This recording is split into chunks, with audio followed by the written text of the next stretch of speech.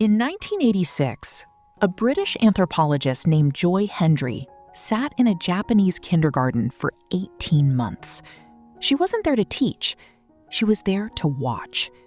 And what she noticed wasn't the curriculum, it was the habits.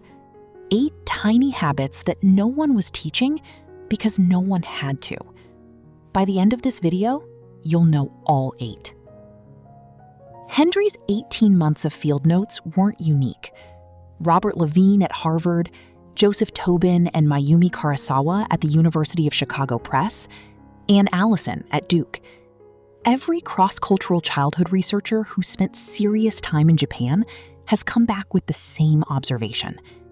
8 habits, 3 groups, 4 daily rituals, 3 social practices, and 1 body discipline that turns out to be the most important of all.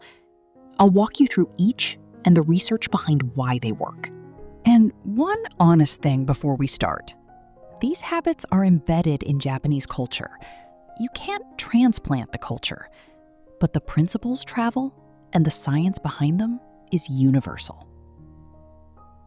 Habit 1. Aisatsu. Greetings. Every Japanese child, every morning, performs the same ritual. Ohayo gozaimasu to parents. Itarashai to whoever leaves the house. Aisatsu isn't politeness. Japan's Ministry of Education codifies it as the foundational pre-academic skill. The first thing a child must master, before reading, before writing, before counting, is recognizing another human in the room. Habit 2. Itadakimasu, said before every meal. It translates roughly as, I humbly receive. The Greater Good Science Center at UC Berkeley has tracked mindful eating practices in children. Gratitude before meals correlates with better appetite regulation, less picky eating, and reduced obesity. 2 seconds. Every meal. For their entire childhood. Habit 3. The Jenkin. Every Japanese home has one threshold between outside and inside. Children remove their shoes, kneel, line them up facing the door. The Oxford anthropologist Joy Hendry calls this a transition ritual and writes that it teaches children at a body level that crossing into a space means becoming the version of yourself that space requires. Habit 4. Ragio Taiso. Since 1928, NHK has broadcast a daily 3-minute exercise routine, and children across Japan do it together. Not for fitness alone. The International Physical Literacy Framework, built by Professor Margaret Whitehead, describes this kind of synchronized daily movement as the foundation of lifelong body confidence. 3 minutes, every morning, for 100 years. Greet, eat with gratitude, cross the threshold consciously, move with the rhythm. By the time a Japanese child reaches school, they've already completed 4 rituals, and the day hasn't started. Habit 5. Junban, taking turns. To Western parents, this sounds basic, but Japanese children practice it as a formal social skill from age 2. Walter Mischel at Stanford ran the famous marshmallow experiment in 1972. He gave children a single marshmallow and offered a second if they could wait. The children who waited had measurably better outcomes, academic, social, financial, 20 years later. Replicated by Tyler Watts at NYU in 2018.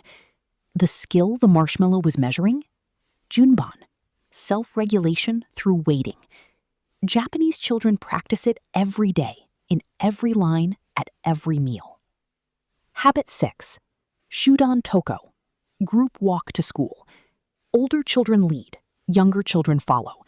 They walk without parent escort, often a mile or more, from age 6. Japan's transport ministry data show this group walk protocol has lower incident rates than individual walk equivalents in the US because the responsibility is shared across a peer cohort. Habit 7. Kyushoku, school lunch. In 99% of Japanese elementary schools, Students serve students. The whole class eats together. Nobody starts first. Nobody eats alone. Japan's childhood obesity rate is roughly 3%. America's, 19%. Same childhood, different tables. Waiting, walking together, eating together. 3 social practices that look like manners and are actually self-regulation training disguised as daily life. Habit 8, Seiza. The most counterintuitive habit on this list, the one that, when you see it for the first time, looks almost punitive to Western parents. Seiza is a specific way of sitting. Knees folded, weight on the heels, back straight. Not held, but settled. Japanese children sit this way during formal moments, calligraphy practice, traditional lessons, and mealtime ceremonies, often for 30 to 45 minutes. To most Western parents, Seiza looks uncomfortable, maybe cruel. But here's what the research from outside Japan says. Cognitive scientists George Lakoff and Mark Johnson founded a field called embodied cognition. Their core claim: how the body sits shapes what the mind can do. Eric Pieper at San Francisco State has measured this directly. Children sitting upright with their spine engaged show better attention, better memory recall, and lower stress markers compared to children sitting slumped.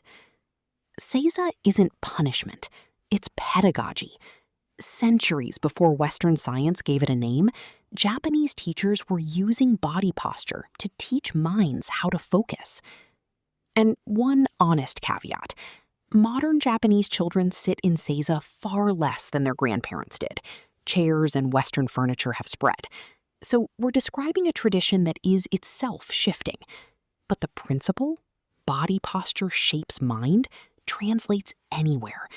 Even just teaching your child to sit upright during one daily ritual, like a meal, captures the core idea. Aisatsu, itadakimasu, genkan, radio taiso, junban, shudan toko, kyushoku, seiza. 8 tiny habits. Each takes seconds. None requires a curriculum, an app, or a single dollar. Here's the thing about Japanese parenting that took anthropologists 18-month residencies to figure out. Habits, not lessons. Japanese children don't sit through curriculum about respect, gratitude, or focus. They live habits that build those qualities every single day, alongside the adults who do the same. That's what Joy Hendry saw in 1986. Not curriculum, habits. Children becoming the people their daily lives required them to be. Pick one of the 8. Try it tonight. Aisatsu when your child wakes up. Itadakimasu at dinner. Genkan when they come through the door. Whichever one calls to you, that's the threshold you've crossed. Tell me in the comments which habit you're going to try first. I'll see you in the next video.